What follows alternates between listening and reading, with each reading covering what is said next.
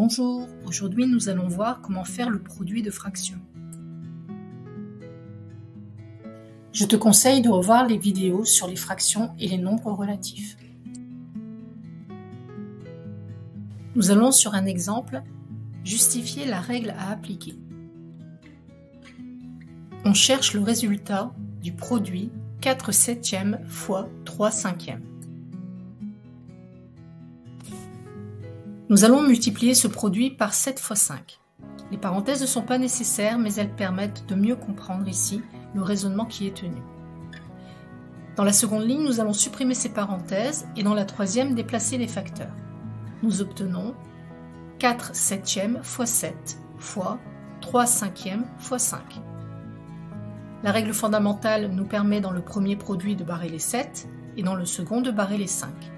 Nous obtenons 4 fois 3, c'est-à-dire 12.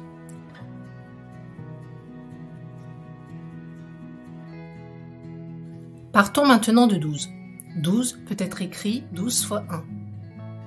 1 peut être écrit 35 sur 35.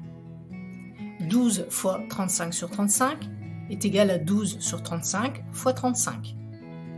Nous allons décomposer le 12 et le 35. Nous obtenons 4 fois 3, le tout divisé par 7 fois 5, le tout multiplié par 7 fois 5.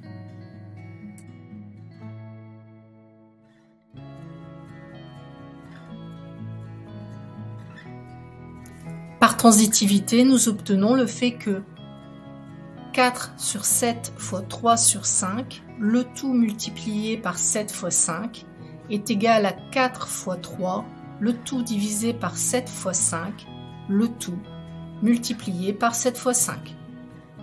Nous pouvons réduire les deux côtés par 7 fois 5 et nous obtenons 4/7 fois 3/5 est égal à 4 fois 3, le tout divisé par 7 fois 5. Comment cela se traduit-il physiquement ?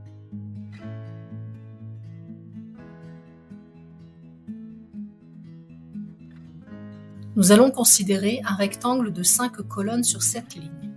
La partie bleue correspond à 3 colonnes sur les 5, donc aux 3/5 du rectangle. La partie rose correspond à 4 lignes sur les 7 de la partie bleue, c'est-à-dire les 4/7 des 3/5 du rectangle. Il nous suffit maintenant de compter le nombre de cases.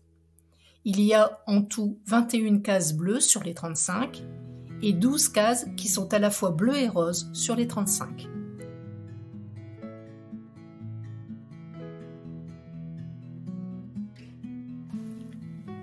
Les 4/7 des 3/5 de ce rectangle correspondent donc aux 12/35 du rectangle. Les 4/7 des 3/5 se traduit donc en mathématiques par le produit 4/7 fois 3/5.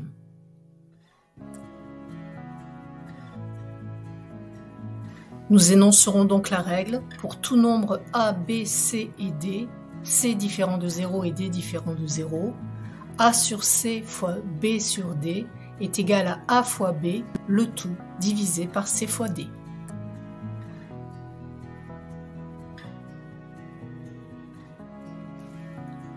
Regardons différents cas sur des exemples.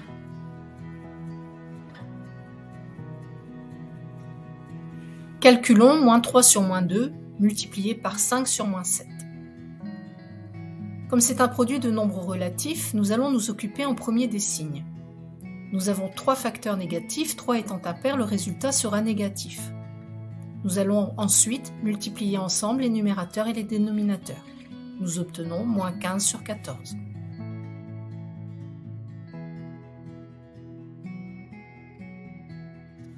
Intéressons-nous au produit de moins 3 sur 12 par moins 5.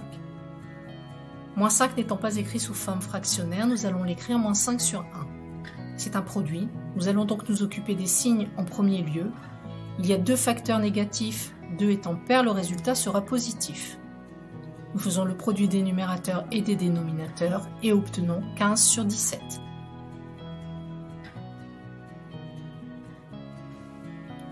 Calculons maintenant 5 sur moins 12 multiplié par 28 sur 35.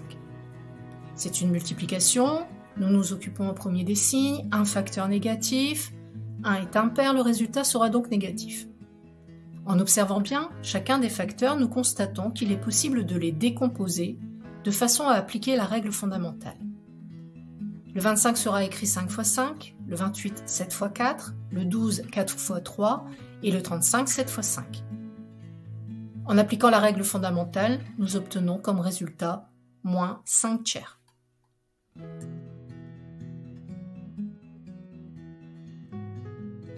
Ce qui est fait avec 2 fractions peut bien évidemment être fait avec plusieurs fractions.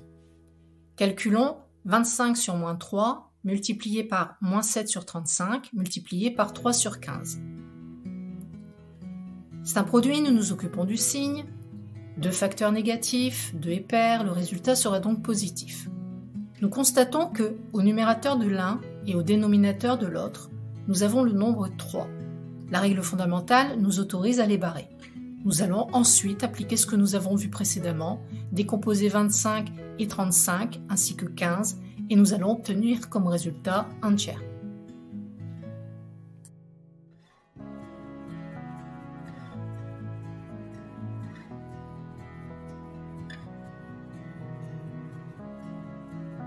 Au revoir, et n'oublie pas que si tu apprends tes lois et travailles avec méthode, tu ne peux pas te tromper.